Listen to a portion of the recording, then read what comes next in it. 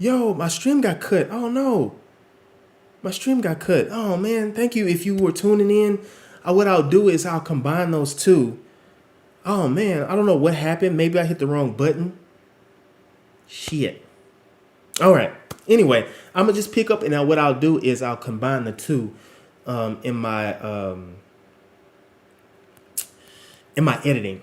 So anyway, man, I'll just keep continue, man. So check it out. I'm gonna do some discussions about the art of war. And I'm going to do the introduction, chapter 1, and some of chapter 2. So far, it's been a really good read. The introduction is basically giving the background of what we're about to read. It's giving an introduction. So I'm not sure about your art of war because I looked and I saw that some of the textbooks, it said it didn't really include the other classics of Eastern philosophy. It didn't include that, but mine does. So I'm not sure if that's how all of them are or if it's just mine. I have no idea. But anyway, so this textbook is going to talk about Confucius, and I'll talk about Confucius in just a second, and it's going to talk about the life and teachings of Mencius. It's also going to talk about the life and teachings of Lao Tzu. Please forgive me about my pronunciations of these names. Sun Tzu. I looked it up. It's not Sun, but it's Sun Tzu, and the Art of War. All right, let's get into it. So first and foremost, Confucius. What I just learned. I learned that Confucius, his name is not Confucius. It's please forgive me. It's called. His name is Confucius, something like that. But yeah, I'm trying, man. Kung Fu, something like that, something of that sort. But it's not Confucius. How did they get the name Confucius? The name Confucius is a Latinization of his Chinese name, most probably by the 16th century Jesuit, I believe that's how you say that, missionary Matteo Ricci. I think that's how you pronounce that. So it says that at the time of his birth, China was experiencing the spring and autumn period of the Great Zhou Empire, and basically it was saying that they were in chaos. Basically, it says a time of disorder following the collapse of central authority. So they're in a very critical moment of their civilization. Let me make sure I got my everything is still on. Of no central authority, so there's pretty much chaos. Rulers fought among themselves, and the common people suffered, caught between civil war, heavy taxation. There goes that taxation again, and bandits.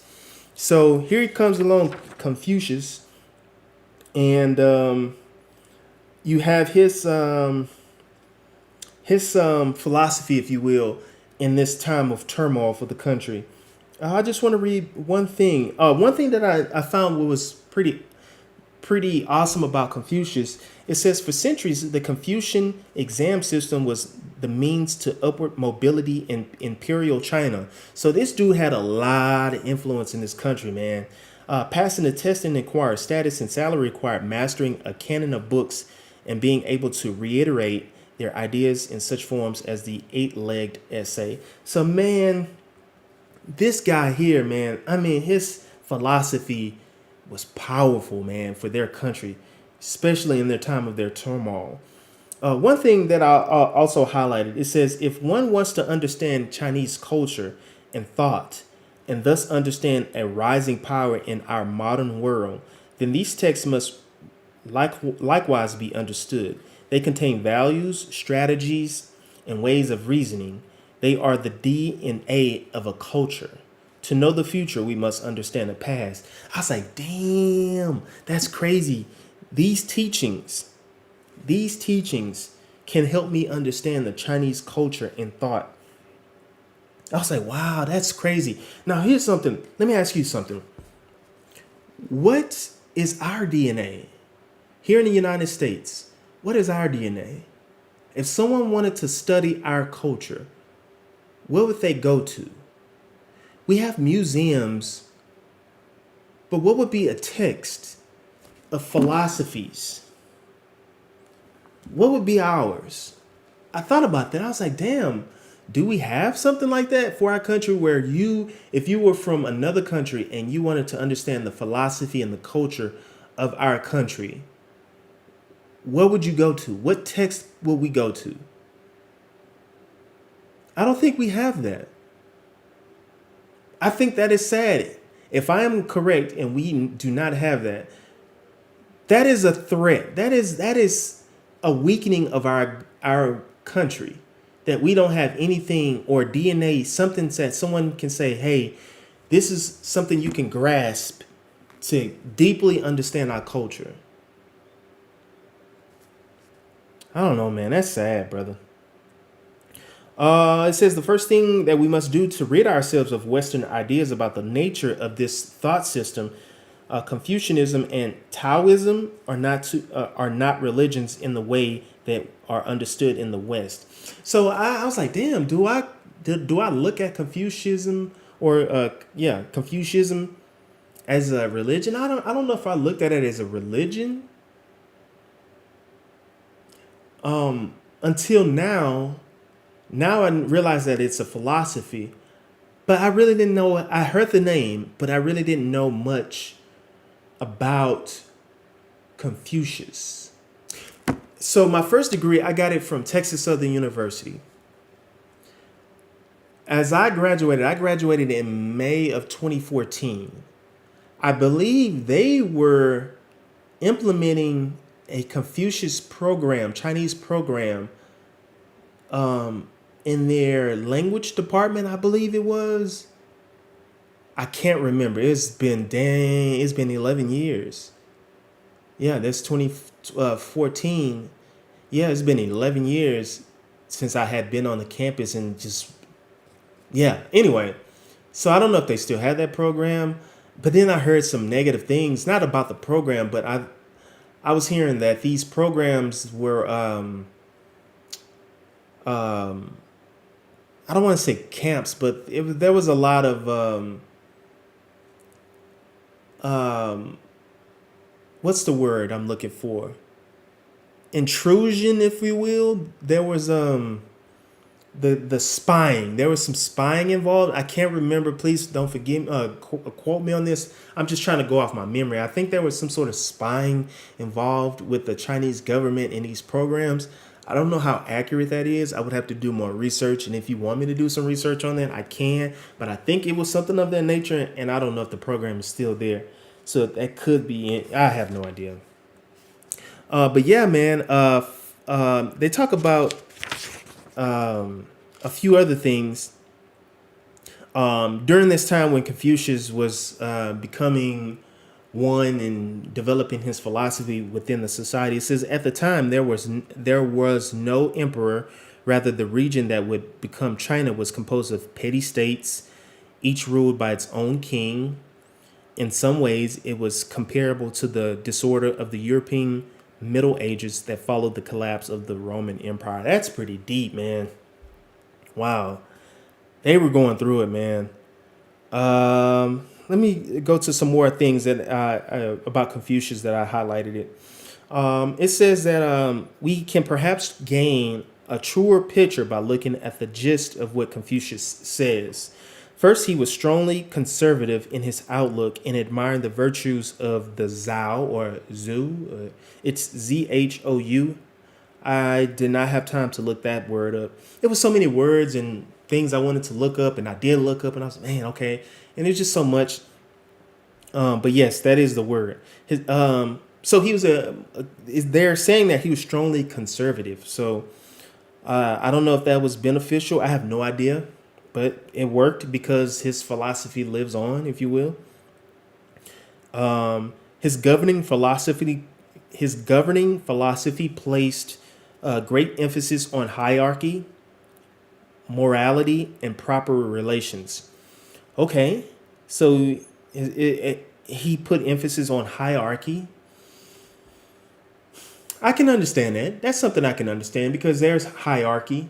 If you had a job, there's hierarchy. If you, there's ranks, if you will. Yeah, there's ranks. If you're in the military, there's hierarchy. In the manhood society, if you would say, there's always an alpha dog, if you will, and so on and so forth. So I can understand the hierarchy there. But morality, that part right there I was like, ah. So morality is something that I studied philosophy, moral philosophy in college. And that was a subject I don't, I just, I just didn't connect with it, but I did well in the class. I got an A, but I wouldn't be able to tell you anything about any of the moral philosophers. I can't remember much of it. I graduated with my philosophy degree from the University of Houston downtown, May of 2019. And man, I'm so thankful for that degree. But moral philosophy, man, I don't sit well with moral philosophy or the moral concept or moral ideas, because everyone's moral concept or moral spectrum is not the same, right? Some people get their morals from religion. Okay, that's your religion, you know? So you can't, I mean, how dare you try to implement your moral religion on my personal life? It's like, bro, like whose spectrum of morality do we operate under? You know? Here in the United States, you have a lot of religions, you have a lot of groups, you have so much, you got all these things. And I'm like, whose moral perspective of it? Here's another aspect of morality. I look at morality as a tool used by those who have created it, or those who are or in power. They use that as a tool to control less individuals, or lesser than, if you will, people that are, what's the word? People who are, I don't want to say less than, because that sounds very harsh. But if you're lower on the totem pole, if you will, then those that are above use those moral compasses as tools to control. If that makes any sense. And then it says proper relations. I didn't really understand proper relations. I didn't get that part. The linchpins of these are ethics, and li, or religious rituals. So here we go with the ethics and religious rituals. I'm not a part of your religion. Where do you get your ethics from? You know, like who's to say whose ethics is wrong? You got some people who cut corners. What's the saying I've heard? If you ain't cheating, you ain't trying. You know, so where's those ethics? So more morals and ethics, man, those things are very tricky, man. And then religion, you throw religion in there. You know, it's like, come on, man. In contrast to the disorder of his own day, Confucius believed that everyone on the social ladder must behave properly and dutifully to those above them and those below them. Now that part, I was like, okay, so Confucius believed everyone on the social ladder. Okay, we do have a social ladder. Okay, must behave. Everyone on the social ladder, and I'm assuming that's everybody, must behave properly. Okay, what's proper? I don't know, and I'm trying to look at it from as many perspectives, because I'm not in the Chinese culture and I don't understand their thought process.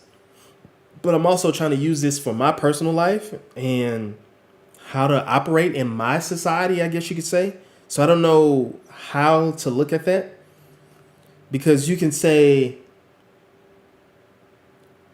I was told this. I was told that, okay, so people who used to ride airplanes. Oh, how about this? Sporting events.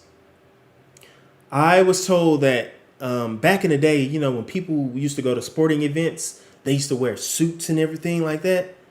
But that was their social perspective, if you will. That was how they properly operated within their social climates. Now we wear t-shirts, you know, we're relaxed. So it's like, okay, how is it socially, or is it properly, is it based on the social climate, if you will, at the time. I don't know. It was kind of bland, or not bland, but kind of broad. I didn't really understand it. And dutifully to those above them. Now that I was like, okay. Now we're starting to get a little uncomfortable. Now I must give you perform dutifully to those above me and below me. So here I'm like, okay, are we saying that it's my duty to act properly to those? Are we saying to respect those above and below me? Are we saying respect? I mean, but it says duty or dutifully. Duty is like let's look at the word duty, man. I got time. I'm gonna try to do less than an hour. We got time. We got time. Duty. I'm thinking duty because, like, if you're in a marriage, let's use marriage as an example. A marriage, it is a wife's duty to adhere to her husband, right? That's her duty, man. I mean, shit. That's your job, bitch. Right? I mean, damn, you have a man that's providing for your ass. He's protecting your ass. He's you want him to pay all the bills. He's doing all of this. What you gonna give? What are you gonna give him in return? Shit, that's your duty. Let me just look up the word duty, man. Duty. Oh, here we go with this fucking word moral, man. Oh, all right, man, that word moral, man. Let's take a look at it. All right. Duty, a moral or legal obligation, a responsibility, a task or an action that someone is required to perform. Ooh, okay. That's tough right there, man. That's tough. Okay, so now you're saying it's my responsibility to, I guess, to act properly for those above and below me. But what's the duty? It's my responsibility. It's legal. It's moral. What are we doing? Because I'm looking at if that might be a tough task here in the United States. It's my responsibility. I mean, shit, because you got the motherfuckers above me. They don't give a fuck nothing about me. I just used the example of the capitalist society. How about this? I'll give you an example, man. So I live in northern Wyoming, right? Oh, my battery's starting to get low, so I definitely got to speed this up. I live in northern Wyoming, right? And this is my first event in my city that I've actually attended. My very first event, just being at something at the city. And I went to a zoning and planning meeting, right? Why am I saying all this? Because we were talking about the duty of people below and above us, right? What about the people that are next to us? If we're on the same plane, what is the level of duty there, right? So this is this event, right? I mean, not an event, this situation where these individuals, they worked hard to get where they are. And here in Wyoming, we are not a heavy populated state, and especially in this city that I live in, maybe a little over 20,000, maybe. But anyway, you got some individuals who are spread out, and they got these large amounts of acres. I believe they were saying like 80 acres, 100 acres. It was up there, right? And so you got these families that's living all out, right? And they were saying, hey, they wanted to be far away, but they want to have enough land to, have their cows, horses, whatever, the agricultural, right? And so they were saying during a time of COVID, you have these wealthy people, which I'm assuming that they are above them, right?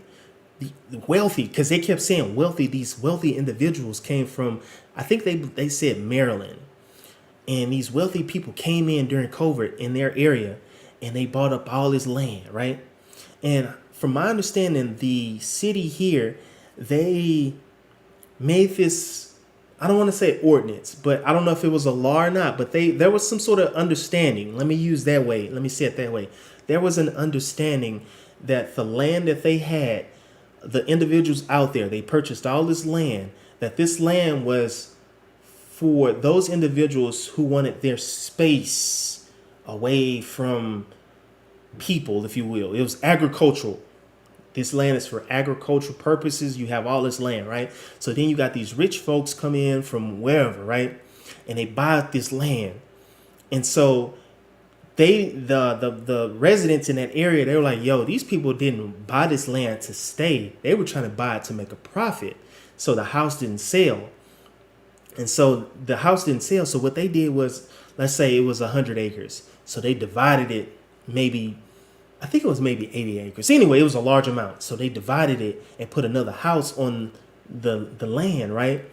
And so that's causing the neighboring neighbors all this grief, because now it's affecting their water supply because they have wells and stuff out there. And then they were saying the fencing was bad. They're affecting these people's space, if you will, of not wanting a subdivision, because they were saying, yo, what these people are going to do is they're going to keep dividing the land up, which is going to make it more populated in the area, and it's going to cause more people to want to divide land and everything. And then here you go, they're going to have a subdivision of people.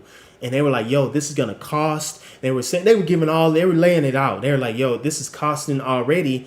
They were just laying it all out. But I'm saying all that to say is, in that example, those wealthy people did not give a damn about the people below. They had that capitalist mindset. I'm only doing this shit for profit. I only want the fucking money. So how in the world can we use as this example? I'm not saying Confucius is wrong, and I'm not saying that Chinese culture is wrong. I don't know about the Chinese culture, but I'm just kind of reading and trying to understand the philosophy and apply it to as much as I can to my life, to better my life for wisdom. Once again, I like this channel. I created this channel to seek and share wisdom. So if we were to say this duty, this responsibility, who's to govern the responsibility? Who's to say, where's the check and balances of this responsibility? Hey, you're not being dutiful to me, or this person is not being dutiful to the next person. Who's to say these standards, bro? That's a good example. You have these wealthy people. They didn't give a fuck about none of it. They didn't give a fuck. If we can be honest, those wealthy people didn't give no fucks about the people in that area. They're looking at it from a profit mindset. Hey, fuck it. I couldn't sell this big ass house, but how about I break the land in half and I build another house over here, and it's smaller. I can sell that shit out over there. And the people, the rich people, like, they don't give a fuck, and it's affecting the smaller people. And I don't want to say smaller, but the individuals who already live in that area. They were saying, yo, our water supply, our water pressure has dropped. One guy was like, yo, my shit is bad. He was like, yo, I think he said he was at the top of the hill or some shit like that. But he was like, my shit is bad already. He was like, damn, like, he kept it sweet. He sweet and simple. He was like, my water supply was at this level. He was like, now it's at this level. Hey, if you keep doing this shit, I probably won't have no fucking water. I was like, damn, man. And they were talking about the roading and shit. And he was like, that's going to cost the city. And then I was like, it's not going to cost the city. What the city is going to do is push that shit right back on y'all. So y'all will be paying for all of this shit. I was like, damn, man. But I said all that to say, man, I'm trying to keep it short. But yeah, that was something that I highlighted, because I was like, who's to say who's keeping the responsibility? Who's the responsibility? Who's to check the responsibility? Because you have those of means don't give a fuck about anybody below. Think about it. Let's be reasonable. The wealthy don't give a fuck about the poor. The wealthy only cares about the wealthy, right? You have the poor always wanting to be the rich, and you see it with poor individuals always buying shit that they can't afford, keeping up with the Joneses. So I don't know. That was something I struggled with. Let me read on. It says, by rectification of names, and there's this name that I can't pronounce. He means that people's behavior should correspond to the social titles that they possess. Ooh, social titles. Ooh, I'm not even going to get too far into that. Confucius also knew the power of religion to unite people. I'm not a religious person, so I would have been excluded from that conversation. Religion doesn't unite me. This is my thought process. Religion controls people. If you want control, it gives them control. I'm just skipping to some of the highlighted parts. Right now, it says 25 minutes, so I'm going to keep going. The purpose of this is to bring oneself into harmony with the spiritual and natural world and cultivate virtue. That sounds plausible, I guess. Another part I highlighted was court rituals function to preserve harmony and keep the ruler in harmony with the universe, aligning the microcosm with the macrocosm.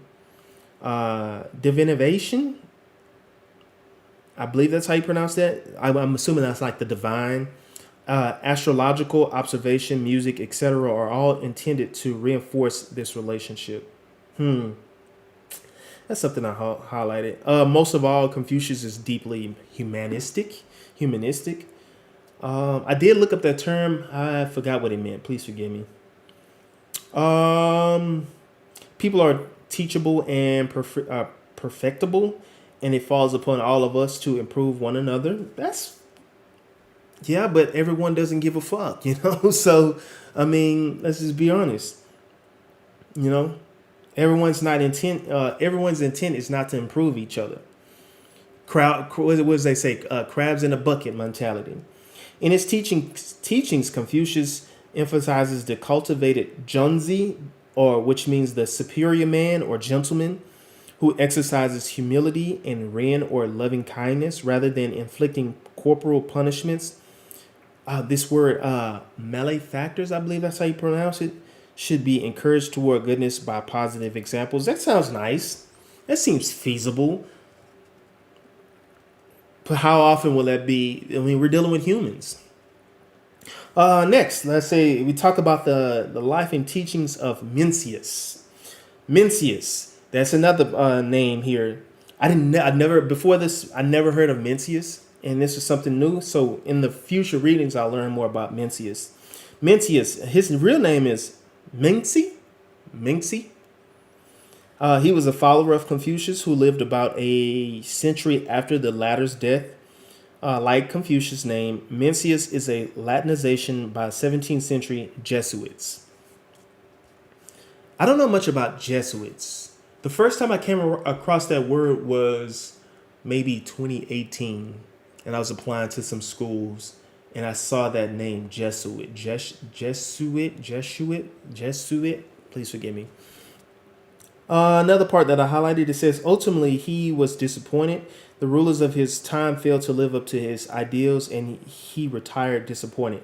So, yeah, I guess I'll give a little bit backtrack of this. It says, in Mencius, we can recognize the model of the Confucian as public servant. He served as a minister in the state of Qi, or Qi is Qi, and his works are not just philosophy, but contain practical ideas for administration on the morality of warfare. Then that's when they were saying that ultimately he was disappointed. So they didn't really take him or embrace. How about that? They didn't really embrace his philosophy or his ideas. So he was disappointed. Dang, buddy. For Mencius, there are four central virtues which guide behavior, perception, and feelings. These four are benevolence, righteousness, wisdom, and propriety. Propriety. Please forgive me. Propriety. There we go. Propriety. I didn't really fully understand that, but I highlighted it. So maybe that's something I can look into in the future when we come across more of his topics. The life and teachings of Lao Tzu. If Confucianism is the first intellectual pillar of Chinese culture, Taoism or Taoism is the second. Wow. Okay. So I heard of Confucius, but I never heard of Taoism or Taoism. And this is the second. They're saying this is the second pillar. And they also say the third pillar, Buddhism, but it doesn't. But they didn't talk about it. They said it does not enter here, so they're not going to talk about Buddhism. Now, I've heard of Buddhism. I don't know much about Buddhism. I've seen the statues, the bald head, big fat guy, and he's always smiling. I don't know if I'm assuming it's a religion. I have no idea. It could be a philosophy. I don't know. Your thoughts would be greatly appreciated if you share those with me. He was supposedly Lao Tzu was supposedly Confucius' elder, and the great sage supposedly consulted Lao Tzu on funeral rites. I highlighted that, but I didn't really understand that part. Let's see. Another part that I highlighted, like the records of Confucius' thoughts, the Tao Te Ching deals with how people are to behave. Ooh, how people are to behave. Those words kind of strong. How people are to behave. Like Confucianism, Taoism emphasizes the essential unity and harmony of heaven and earth, the importance of rituals, and the importance of living a virtuous life. Okay. But one thing I noticed here when I read that said the harm and harmony of heaven and earth. It didn't mention anything about hell. I noticed that. It mentioned nothing about hell. Wow. Does hell exist in this culture or this philosophy? I don't know. Another part that I highlighted says to speak of the Tao is impossible. It can only be expressed through cryptic and metaphysical ideas. Ooh, okay. This is heavy shit right here. Man, one class that I loved in my philosophy class, metaphysics. That shit was heavy, yo. Let's see. The metaphysical ideas. Being arises from non-being. Being arises from non-being. Beauty from ugliness. A pot takes its use from its emptiness. That's heavy, yo. Desire is futile. Wow. One should empty oneself and live in accordance with nature. One should empty oneself and live in accordance with nature. Wow. Nature is brutal, though. But we are living nature, though. We are doing what nature has designed us to do. Only the endless flow of energy, one thing into another, is constant. That's powerful right there. Only the endless flow of energy, one thing into another, is constant. That's the only thing that's constant, man. That's what they say. The only endless flow of energy, one thing into another, is constant. Another part that I highlight, parts of this accession to natural cycle and living in harmony with the universe is accepting death. Ooh, excuse me. I did a stream about life and death. I just did one, man. And man almighty, my what I've come across is that life and death are the same. And I'll use this text in more context to describe what I'm trying to say. I'm believing that life and death are the same. They're synonymous. They're one. They're whole. And they're as this line just said, only the endless flow of energy, one thing into another, is constant. They're constant. They're just flowing with each other. They're just flowing. They're just flowing, bro. Only the endless flow of energy, one thing into another. Right? One thing into another. Life flows into death. And then, as we say, death flows into life. When you have something dead, like let's keep it simple. Like when you plant plants, right? In order for a plant to grow, it needs fertilization, something that's dead. We used to, when I was a part of the University of Houston downtown garden club, we used to throw dead stuff in the fertilization, like orange peels, and we used to use some weird shit to make these plants grow. So when something dies, hell, we eat dead food. Animals, we eat dead food. The beef that we eat, that's dead. That dead, whatever that thing was that's dead that we consume, that's bringing us more life. That's bringing us life. It's weird, man. That's just how I'm thinking, man. It's a flow of energy, man. Flow of energy. And it's always constant. It's always constant. When something dies, something rises. When something rises, something dies. Oh, there was I forgot. I had a great example of that. It's like some sort of insect where their existence, they have a short term of existence, and they have to hurry up and pair up to mate. As soon as they mate, the one being dies, the male dies, the woman insect goes off to give birth, but eventually she's gonna die too. You can hear the fireworks. I don't know, man. That's something that I thought about. I'll continue. Before we are born, we do not exist. I was talking about that. I was literally saying like, yo, I don't know.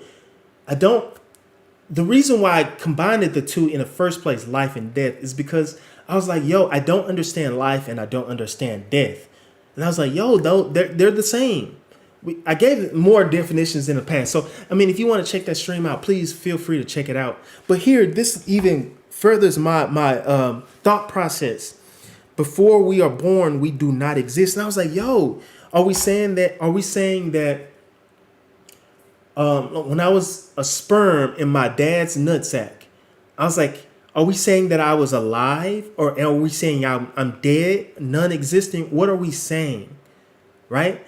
Because you have people that say, no, you give birth or give life at the time of conception. I was like, so at that time of conception, now you're saying that I started life, but what about before that? You saying that I'm a sperm in my dad's nutsack. What do you call that? Are you saying I'm not existing? Are you saying I'm dead? What the fuck are you saying? When we see you can pull it up on a microscope and you're showing me all these sperms and you're seeing them move. What are we saying? That's dead? Non-existent? What are we saying? I never understood that. But I'm like, are we saying that's dead or alive? What are we saying? What are we calling this? Because if we're saying that sperm cell is alive, then that's life. That's living, right? I don't know, man. That's crazy. I don't know, man. But it says before we are born, we do not exist. So you're saying as a sperm, I did not exist. Let me know what you think about that. Why should we then fear the non-existence that follows death? Wow, that's powerful. Why should we then fear the non-existence that follows death? That's powerful, man. I was like, damn. Remember, I said that I'm starting to believe, for my personal philosophy and my wisdom as it grows, life and death are synonymous. They're intertwined. They're one. They're just flowing. They're flowing. There's a change point, if you will, when you're alive. Bam, there's a new cycle there. That cycle of death, if you will, and that's flowing. But here he says, why should we then fear the non-existence that follows death? Non-existence. When something is non-existence, it's void. It's not there. It's zero. It's nothing. That's mind blowing. So it's almost like he's kind of contradicting himself in a sense. Why should we then fear the non-existence that follows death? But here you said only the endless flow of energy in one thing into another is constant. I don't know. Maybe you can kind of give me some insights on that. In its worldview, the Tao Te Ching may be seen to fall equally into the Western categories of religion, philosophy, and mythology. Man, I would love to know more, man. That was the one I just did a stream on that. I was like, man, I really don't understand life or death. But what I have come to conclude is that they're one. They're synonymous, man. They're just what's the word? I don't want to say turning points. What did they use? Only the endless flow of energy, one thing into another. I mean, they're synonymous, man. They're intertwined, man. It's like yin and yang, as they say, or night and day. There's a turning point. Like there's a like what when does day is it the break of dawn that separates night and day? Right? Think about it, night and day. It's 2014 here in the mountains, so it's still daytime, but somewhere else on this planet it's dark. They're still synonymous. It's not like they're off on another planet somewhere. Think about that. Think about that. Please think about that. Think about that. We're on this planet. I just said it's 2014. Now it's 2014 here in the mountains. It's still daytime out here. We're starting to get to dark. But somewhere else on this planet, it's dark. Dark and light, they're still synonymous. They're still on the same. I don't want people to get crazy. On the same plane. For those who like to say the ball. Hey man, science has not proven to me or given me some evidence to say that it's a ball or sphere, a globe. I just have not. So far the conspiracy theorists. How do you say that? Those who doubt that it's a globe, I'm kind of leaning towards them, man. This shit is flat, man. I said all that to say, man, that's a great example of what I mean about death and life being synonymous. Life, it's light outside here, but it's dark over there. But how can you separate those two when we're still living on the same planet? We're living on the same planet. As they say, the dark side of the moon. It's still the moon. There's light on one side of the moon. There's dark on the other side of the moon, right? But it's still one moon. Does that make any damn sense? That's how I look at life and death. And now, this is why I like that line. That's why I highlighted that. But then the one word that threw it off was the non-existence. He said, before we're born, we do not exist. That part, I'm like, I question that part. Then it says, why should we then fear the non-existence that follows death? That part, I'm like, what the fuck? Like, come on, man. The non-existence that follows death. But I'm like, bro, it's a cycle. I don't know. I gotta dive deep into that one, man. That's something I'm gonna have to play with and just kind of understand. But we have no clue about death. We have no fucking clue. We have nothing. We have nothing. We have no supporting evidence, no concrete evidence about death. That state, that flow. Because how we perceive death is that's it. It's non-existent. But I'm like, no, it's still synonymous with life. But we have no clue. That's why when I did my stream, I was like, I still have no clue about life. I have no idea. I'm existing. I have to question that. Only reason why I'm saying that I exist is because of Rene Descartes, the philosopher. Shout out to Rene Descartes. Man, if you don't know who he is, man, when you in your math class and they have that X and Y coordinate, he's considered to be the creator or the father of the Cartesian plane. That's his name, Descartes. Anyway, there's a saying that from his philosophy works, and I want to read more into it. But it says, "I think, therefore I am," and I always use that because I'm like, well, since I'm thinking, I have some sort of consciousness about, hey, I am thinking, then therefore I am. I do exist. That's the only thing that I have, man. If I can be honest with you, that's the only fucking thing that I have. Other than that, I'm like, yo, it's days, plenty days. Then I'm like, damn, am I existing? Like, wow. Have you ever, like, when I was on my travels, right? Check this out. When I was driving, from Idaho. I stayed overnight in Idaho Falls, and I was supposed to take I forgot what freeway that is. It's like a little loop because it kind of goes like a horseshoe, if you will, from Idaho Falls, and then kind of goes to the horseshoe all up to Boise. That's where I was supposed to stay. But anyway, there's a freeway.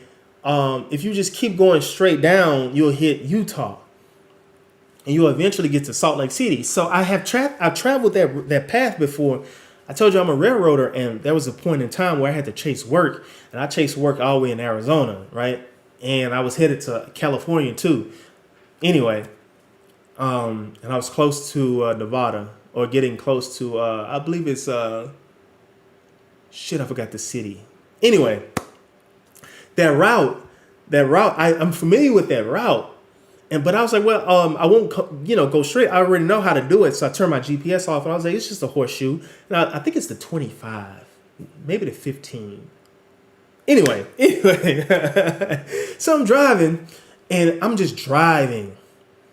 I'm totally spaced out and I was familiar with that route because I had previously did it. Not previous, but I had done it before chasing work, and I was just driving. I'm saying all that to say is that I end up going to Utah rather than taking that freeway up to goddamn Boise. But I was just existing. I was just there. I was just driving. I was like, damn, like, whoa, like, what the fuck? Where did I go? What happened? I just zoned out and just driving along, just driving. I was like, damn. Luckily, my hotel that I stayed in, well, I had booked for Boise. I was trying to cancel that reservation and have them switch it to Salt Lake because I was closer to Salt Lake, and it was like, no, we can't do it. Blah blah blah blah blah blah blah. So I was like, you know what? Fuck it. My trip extended 2 hours. So I drove all the way into Utah, and then I went back up, and then went back to Idaho, and then I made it to Boise. But anyway, I said all that to say is that I didn't know I was alive in terms of aware of, hey, I missed my exit, turn around. I was just existing. I didn't have any. Where was the consciousness? Like, yo, you just missed your exit. I was just driving. Have you ever done that? You're just driving and you're like, damn, whoa, where the fuck, where was I? That's what I mean about living. Like, I don't understand it. I can see that my body is still existing, but what is the meaning of existing? What is the meaning of life? I don't know, bro. Anyway, I'm sorry I went off on that interesting thought process of mine. I'll go ahead and skip because right now it says I'm at 48 minutes, and then I'll go ahead and skip a bit of that and go, and then we'll just talk about the introduction. How about that? And then we'll talk about the chapters. We'll start chapters later. So now we're going to talk about Sun Tzu. Sun Tzu. It's not Sun. I try to have to pronounce Sun Tzu. Some things that I highlighted about him. Quite a few things that I did highlight. Sun Tzu, who first made the case that war is part of a political science, a discipline that may and must be studied and mastered. I definitely highlighted that. I was like, whoa, okay. Sun Tzu, who first made the case that war is part of political science. Wow. The last time that I can think of taking political science was, I did take a, was it political science, philosophy? God damn it. It was so fucking long ago, man. But the political science, I'll just keep it straight political science. That was, man, many years ago, over 10 years ago that I took political science. And I really didn't understand it. I understood it at that time, but I'll have to revisit some political science, man, because if I'm going to understand war, which, like I said at the beginning of my stream, like I am under attack. I, even though war is defined as political states, if you will, countries and nations and all that, I'm like, no, you're attacking me right now. My own government is attacking me. You're taxing me. You're doing these. No, I'm at war. So I'm like, okay, cool. So now I got to understand political science now. Now I'm gonna have to revisit political science. And Sun Tzu said, who first made the case that war is part of political science, a discipline that may and must be studied and mastered. So I gotta master that shit and have a deeper understanding. The art of war is the world's oldest military. I always forget this word. I'm gonna just skip it because I don't want to make a fool of myself. Yet one of the one that remains relevant today, studied by generals, business leaders, sports coaches, and politicians as a general guide on strategy. So, excuse me, 1 second. Let me take a little sip of water here.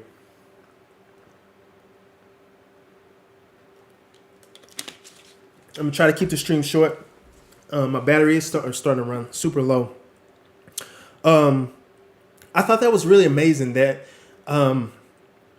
that now that I'm considering this, I'm like, wow, this is something important because it's being studied by generals, business leaders, sports coaches, and politicians. So I thought that was pretty interesting. Furthermore, it is a work of moral philosophy. There goes that moral philosophy dealing with the righteousness or wrongness of the decision to wage war.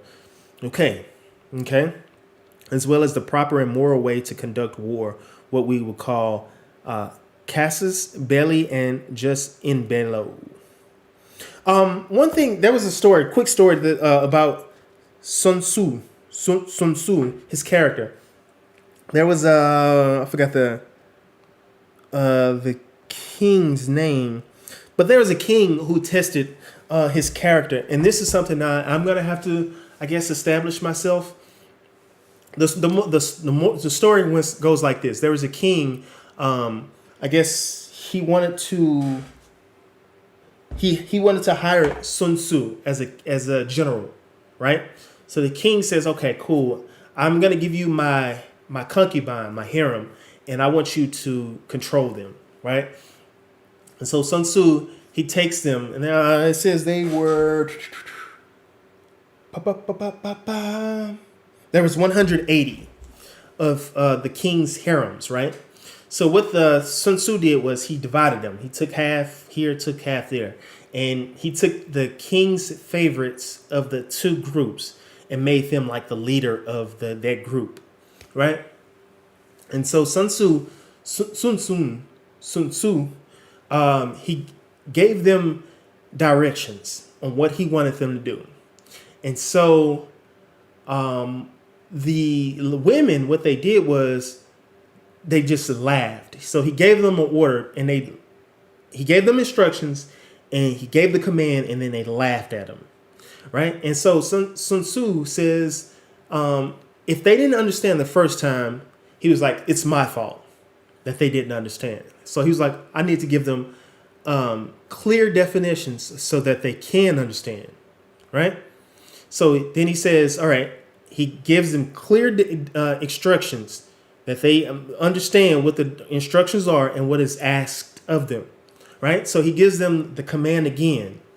And then he says that the story goes that the groups, the harems, they did the same thing. They laughed at him.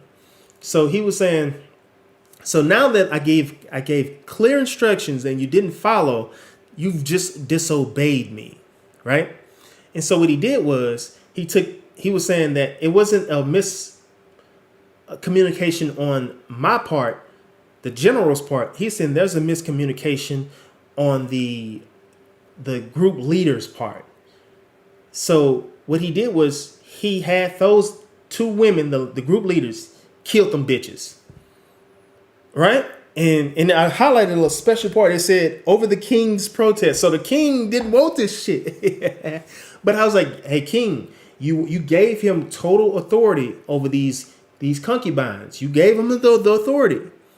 And so he said, kill them bitches. And then the story says, when he did that shit, those bitches understood he meant business. And when he gave those commands again, they followed. There was no problem. I thought that was an awesome story, man. I guess I can end it there, man. I want to keep going. I'm going to keep going just a little bit. But I thought that was an awesome story, man, because as men in our society, when it comes to giving instructions, man, like we have to be clear and concise and make our points. And I hope I'm doing the same thing with my streams, and I can only get better, is give my clear instructions and make it concise and let it be. Now, but then again, I'm not here to make an authority. I'm not here to give instructions. I'm here to discuss and share wisdom. So that wouldn't really apply to my situation. But however, if you are a man and you're dealing with women in a sense, I'm not saying delete anybody. I'm not saying that. What I am saying is that us guys, we have to be clear and concise, man, and give, say what we need to say, man, and get off the goddamn pit, if you will. Give instructions, if you will. There was a guy yesterday at the meeting I went to, the zoning meeting. He was very emotional when he was giving his plea. He was one of those the residents that were being affected. Excuse me. He was being affected by those rich people coming in and all that good stuff. And he was so emotional, man. And, I can understand why he's emotional. You spend all your money to live the way you want, and then someone comes along and disrupts that. So I understand. But he was very emotional about it. I mean, he couldn't talk. He couldn't make a sentence. I mean, he was just... he was all over the place. I was like, damn, like, man, like, brother, I understand. But make your talk, like, relax, And I mean, it's hard. It's easier for me to say relax because, that's his livelihood. That's his housing being affected, his life being affected. But I don't know. I thought that was a really good story to have. And I think that's very important for me. The reason why I say that is because I've never had to supervise people. Only time I had to do that was when I was a high school teacher. Because being a teacher, I had to monitor my students. But I never had to look over and do that for a long period of time. I was a teacher for 2 years, a high school teacher for 2 years. So I didn't really do that beyond any of my experiences as an adult. When I was in the military, I didn't have to do that. When I had so many jobs, I wasn't a supervisor or a manager. So I was like, man, that's something I might have to think about. If I were to have a business and I have employees, I would have to make myself clear and give clear instructions so that they follow those. And then if they're not following those rules, fired. I have to think about that.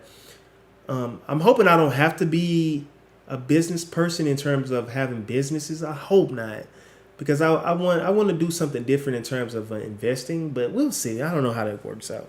I don't know. I just want to share that story. All right, so I got a little bit more here. One thing that I highlighted was that they noted that war is expensive. War is expensive. It really is expensive, man. But then it's expensive, but where do they get the money? The people. I would think the people. Tax us, we pay for it. Another part that I highlighted, it says, best of all is to win without direct confrontation. Or as Sun Tzu says, supreme excellence consists in breaking the enemy's resistance without fighting. I like that idea. To win without confrontation, without direct confrontation. I like that approach. I don't disagree with that approach. Making war too expensive for the enemy is best. Worst of all possibilities is siege warfare. I think that's an awesome strategy. Like, shit. Let's use Russia and Ukraine. Without without President Biden giving them the money, they would have lost that shit, bro. We sending them money, money, money. And that's a good example right there. Who's footing the bill giving them money?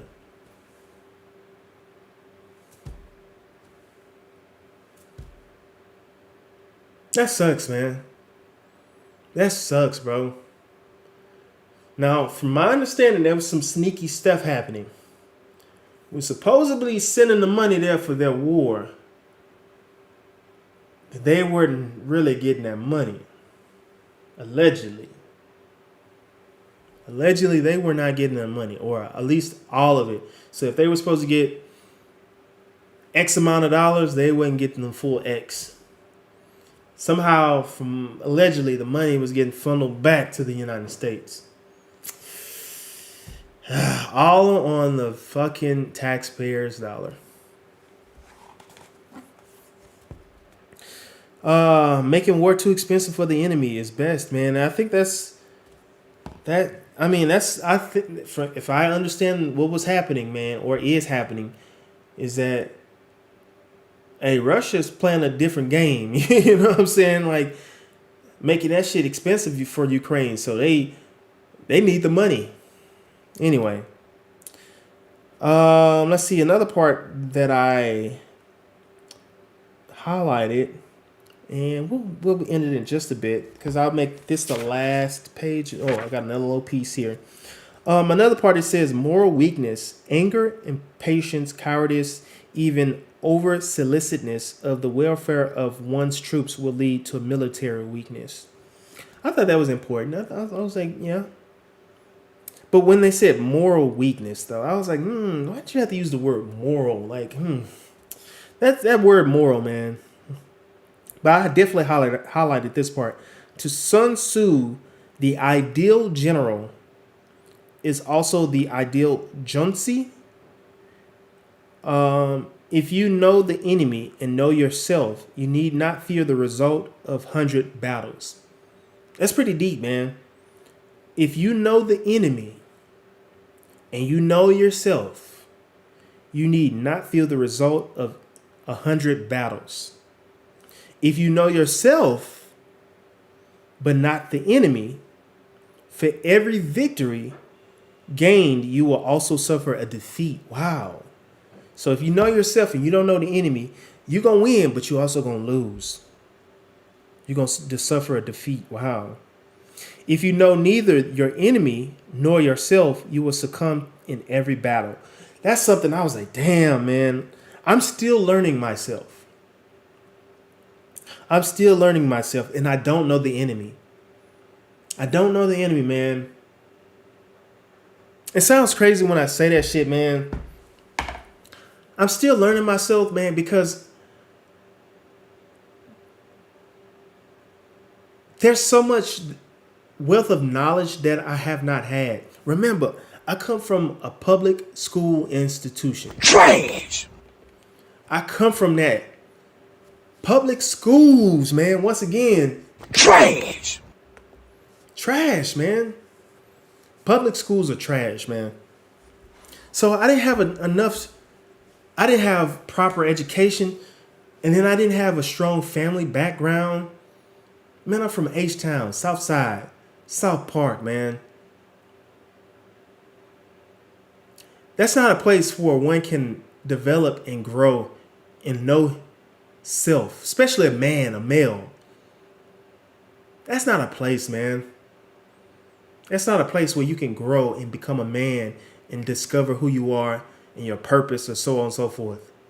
So here I am, 40 years old, and I'm just getting to a point to where I can branch and learn and experience life. Free agent lifestyle, man. Free agent fucking lifestyle. I guess I can end the stream on that, man. I'm gonna end the stream right there. That's what makes this situation that I'm in so complicated. And I'll read that part again, man. If you know neither your enemy nor yourself, you will succumb in every battle.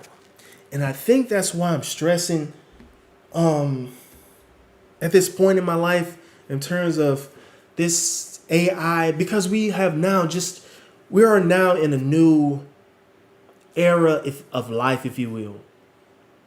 You know, there was the industrial period, of course, before that, the agricultural and all that. I'm not a historian, but these periods that we studied back in the day, I'm a part of a new period. Remember when they had the internet, when the internet boom came, boom, oh, man, we got computers? Like, wow, okay. And I didn't think about it then. I was just like, okay, all right, cool. Here's a computer. Oh, I got an email. I just went nilly-willy with it. But now I don't have that same umbrella, that safety net. Because when I learned about computers, and we have floppy disk. We didn't have hard drive, like the big ass 1 terabyte and all that shit. We used to go around with a little floppy disk, about 256 megabytes. And then when I got to college, then they switched it to a little USB drive, a little thumb drive. You had to write your papers and shit. Oh, shit. Okay, cool. Stick it in the computer. Now, I don't have that umbrella. There's no umbrella. Why do I say that? A few years ago, they were telling people, man, learn coding. Coding. This is the future, right? And now this present day, they're letting people with these coding certifications, degrees, and software engineer, they're letting all these motherfuckers go, man. This is new, man. We're walking into a new era. I don't know the official name. All I just know is artificial intelligence, AI. This is all I know. I didn't have a formal education to say, hey, but they did it in a fucking slick ass way. I still got a few more minutes. They did it in a slick ass way. They put it on our phones, the Siri. What's the other ones? There was another one. I forgot another name, but they did it in a slick way to implement this shit in our lives. And they even crept it in movies and stuff. I don't watch movies, but I hear people say, oh man, they put it in movies what we're going to experience. But I didn't have a formal education to walk me through the path and prepare me for it. So that's why I'm like, I don't know myself, of course, but I don't know the enemy. And I don't want to say that AI is the enemy, because the enemy was created by humans. So the enemy just didn't pop out of thin air. The godfather of AI, that guy, and all his friends, they created this bullshit. And then now they want to throw the rocks and then hide their fucking hands. Oh, well, I'm afraid of what's to happen. Ooh, yeah, I don't know. Ooh. Like, motherfucker, you created the shit. You and your fucking friends got a lot of fucking money off this shit. I need more answers from y'all, dog. I need more answers from y'all. Because y'all giving us this bullshit, bro. Like, what's happening, man? What's happening right now? So I don't know the enemy right now. I don't know the enemy. And so I'm afraid, and I don't want to be afraid. I don't want to succumb in this battle, man. I want to thrive, man. I'm a part of the coach gang. Shout out to Coach Greg Adams. Shout out to the coach gang. But I want to boss up. I want to level up. I want to level up, man. I do not want to get left behind. And I'm seeing people get left behind. It's happening fast. We're talking about China. China is moving, man. They're moving, bro. They are a superpower and they're growing, man. Our country, I'm like, what the fuck are y'all doing, bro? These leaders. We talked about the duty earlier. The duty of these politicians and our president and all of these capitalists, these business owners, they're not thinking about the lower man, bro. They're not thinking about us. So once again, I don't know who the enemy is. Right now, I'm at war and I don't know who my enemy is.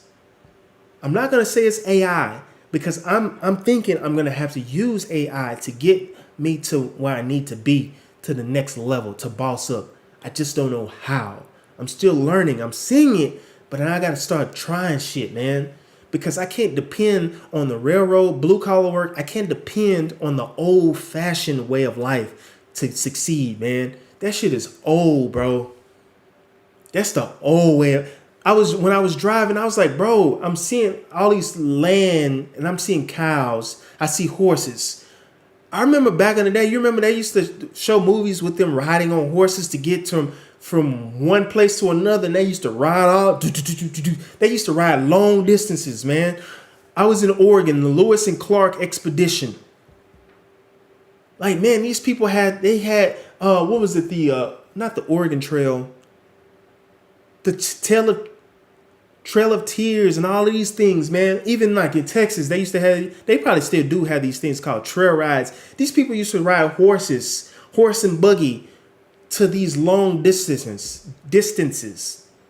That's the thing of the past. You don't see people riding around horses no more. You might see it for sporting and rodeo and things of that nature, but you don't really see horse riding as a means of transportation. It's a thing of the past, right? We have automobiles now. When I was in Idaho, I saw a car that what do they call it? The car where you don't need a person. I didn't see it moving, but I saw it. I was like, oh shit! I wanted to see it move. The driverless cars and shit. Like, so the way of the past, man, it's in the past, man. So I'm like, man, who is my enemy? The people that's creating these things, they're not thinking of old Monk. They're not saying, oh man, we got to get Monk ready, man. They're not saying that shit, man. I don't know, man. I'm going to end the stream there, man. I really appreciate it. I know it covered a lot of stuff, man. I keep saying that I'm going to keep it short and sweet and just talk about a few things, but it's so much to talk about, man. It's so much to talk about. It's so many philosophical ideas and questions, concerns. There's so much wisdom I need to keep moving in this lifetime, man. Without the free agent lifestyle, bruh. Without that philosophy. Without this philosophy right here, man. Without this philosophy right here, bro, I would be in... Man. I wouldn't have made it this far. I would not have made it this far, man. I was stuck. I was stuck in the old way, the old mindset, bro. The old way of doing things. So that's why I really love wisdom. And I want to share as much as I can. I want to seek it out, man. If there's some wisdom I need it, bro. For me to make decisions. Because, I could just be driving. I told you the example. I was just driving. I missed my exit. I'm just driving. I don't want to just drive. I want to meet my destinations, my goals. I want to boss up. I want to keep going, man. I would have kept driving and got my ass right to Salt Lake City, man. I would have missed Oregon and Washington State. I would have missed the beautiful experiences that I had. I would have missed that.